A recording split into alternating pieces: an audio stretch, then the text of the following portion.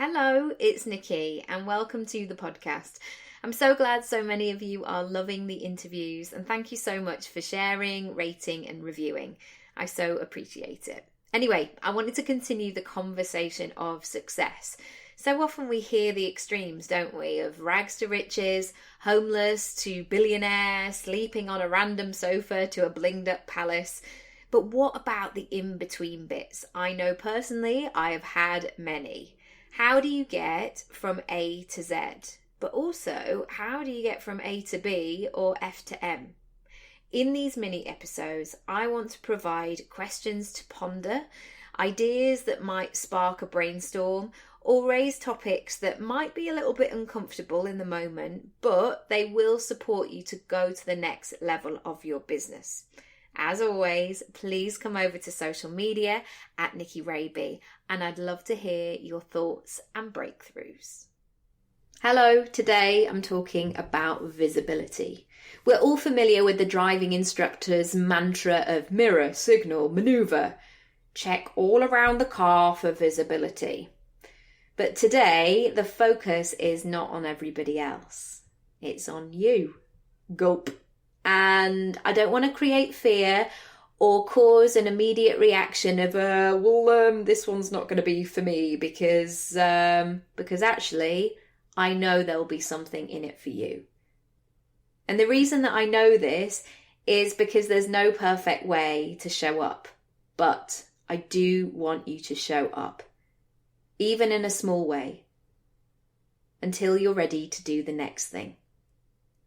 Things like adding your name to your bio on Instagram, showing a picture of your face in your feed, going to a local networking event, even if you don't know anybody and even if you don't want to go, but going and telling people about your business.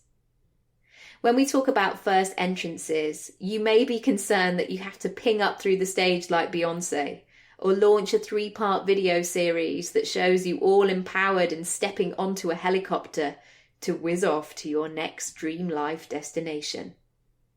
Or make a commitment to show up on social media every single day to promote your business, sell your soul and members of your family to make ends meet. Even if you have a screaming baby, a face that is so exhausted you constantly look like you've had a shock, or, in fact, you feel far from being an expert. In fact, you feel like you have absolutely no idea what you're doing. And if that's you, check out mini episode 3 for more on imposter syndrome. However, if you do have a brand or a business that is connected to you, you do need to find ways to tell people about it. Essentially, sticking your sign outside to tell people that you're open or you even exist. I remember writing my first blog post and getting a naive shock that it hadn't gone viral. And it turns out you actually have to direct people to your post rather than just hoping for the best that Google will just love what you do, believe in you, and be so excited that you've launched your blog. But again, there's no written rules of how you should do any of this. Your online presence can be difficult to maneuver, what to share, how real to get, and ultimately, how do you want to use the platforms and show up? Also, the millions of questions that follow. Do I need a website? What should I put on it? Do I need to tell my story?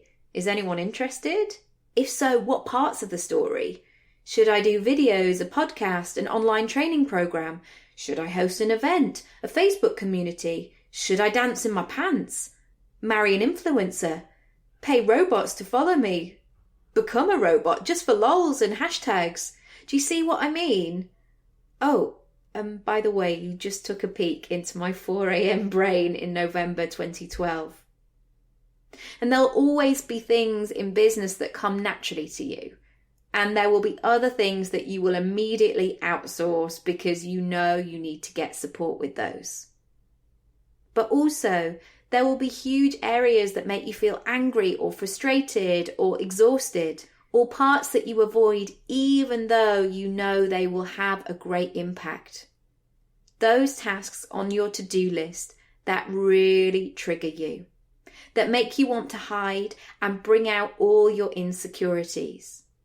Please say I'm not the only one. Take Go Ape, for example. I know, weird analogy. About 6 years ago, we went. Every single year, the rabies side of the family gets together. There are about 25 to 30 of us, and despite it being July, it's often cold, freezing, and we're cooking a barbecue in the oven. There always needs to be a focus on the day, as frankly, my nana has too many ornaments for the amount of clumsy limbs that want to illegally play football in the house. So, Go Ape was suggested. I was game. I liked gladiators back in the 90s, albeit from my sofa. I liked the outdoors, I liked trees, and I liked gorillas on branding. No problem, folks. And as I was harnessing up, I was so athletic in my head and outdoorsy, I found myself confidently signing the form for my cousins to say I would be the responsible adult. I could hear John Sachs in my head. "Contender, you will go on my first whistle. Gladiator, you will go on my second whistle." Obviously, I was the gladiator. I'd been on the assault course for approximately 3 minutes when it dawned on me. Oh no, this is not for me. I am not Go Ape ready. I am not good with heights. I have zero upper body strength. I get ridiculously sweaty palms. I have no volume or vocabulary control when I feel my life is in danger. And I began to think of about 847 better ways to spend a Saturday, rather than being in the Forest of Dean in that fine rain that soaks you through. And the annoying thing was, I only figured that out when I was at the top of the sodding tree that I had to zip wire off. Kind of like business, really. You can plan all these things in your head. You can write out the fancy plan. You can add the random title of marketing to your task list. But it's only when you come to action it that you realise that you have all these yobby, bobby, gobby gremlins that come out to play. I loved drama at school. I started dancing at 4 and I was in every primary school play. I thought secondary school would be the same cosy environment. Oh, how wrong I was. I did a dance in front of most of the school in my first term there, in this weird floaty lycra costume, which, come to think of it, had wings. And everybody booed and laughed. Ever the resilient, I continued to be proactive and a people pleaser and volunteer. I did a duet with another girl to Like a Prayer by Madonna, which, now I come to think of it, was probably a little bit on the slutty side, as it involved some writhing around on the floor when the choir kicked in. The old wooden stage and the exuberant dance shoes were a furious combination, and as I went to do the splits, I ripped my trousers from my groin to my knee. Once again, sadly, I just carried on. That story is 25 years old, but it still makes me shudder, and I'm sure you will have your own version of that. Getting the question wrong, falling off your chair in science class, walking across the playground with your skirt tucked into your kecks. Those classrooms were the first experiences of audiences, and those experiences can still be ever present in our heads. So when now we have to go live, or just say a few words at a wedding, or make a video, or tell someone about our business, our brain goes back to its unhelpful, passive-aggressive memory banks and predicts what the reaction is. And more often than not, it's never going to be positive.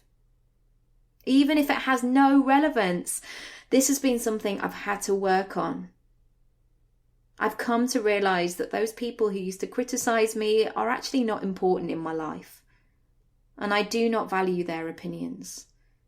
Because that's all they are. They're not facts that I should base my business plan on.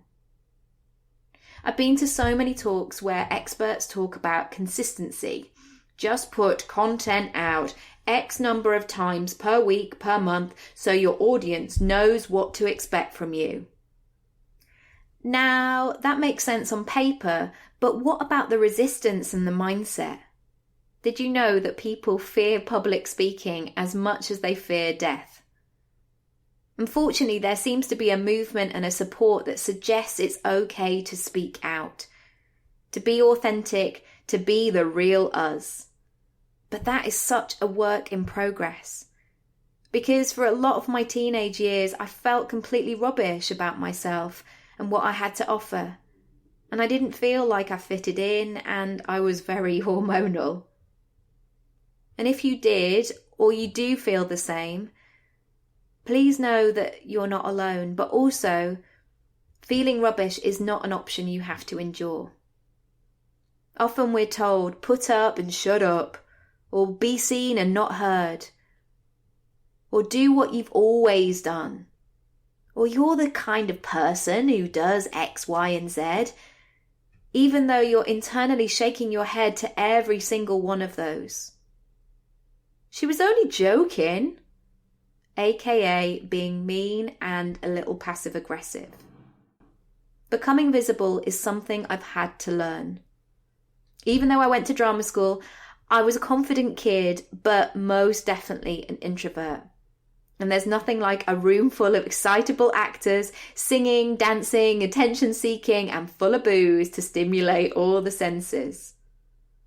My confidence accelerated when I was spotted by a top London agent and got 2 jobs back-to-back, which resulted in me leaving drama school 5 months early. However, after that, I didn't have a plan. I was definitely making it up as I went along. I knew I didn't want to be employed and have a proper job. So I had to learn pretty quickly how to make connections. In 2006, I did a play at the Hackney Empire in London, and pretty much was the only unknown actor in that piece. I was playing a controversial, unlikable character, and although a challenging part, I closed the show a much bolder actor. I then became an agent's assistant, and then became a right-hand woman essentially. I was negotiating thousands of pounds of deals, I was managing people, expectations, diaries, but no longer my own dreams. We had 3 deaths in the family close together, so it was the right thing to do just to keep things safe. And in the middle of this, I qualified as a life coach. Now, coaching, mindfulness, meditation, well-being, self-love, self-care, it's not what it was. It wasn't then what it is now. It was very new. Some thought I'd actually lost my mind. Some were defensive and thought I was about to tell them about their flaws, so they backed away pretty sharpish. And then a couple of people took me to one side as they wanted to be part of the secret club that between you and I is known as self-development. Making changes in our lives have a ripple effect. It's like when you start decorating a room or buying something new for your wardrobe.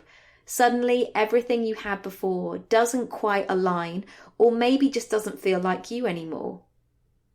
And that's okay. In fact, awareness and permission is everything. We know when it's time to leave, to shift, to say no, to switch off, to ignore, to offer an alternative. For me, I feel it physically in my body.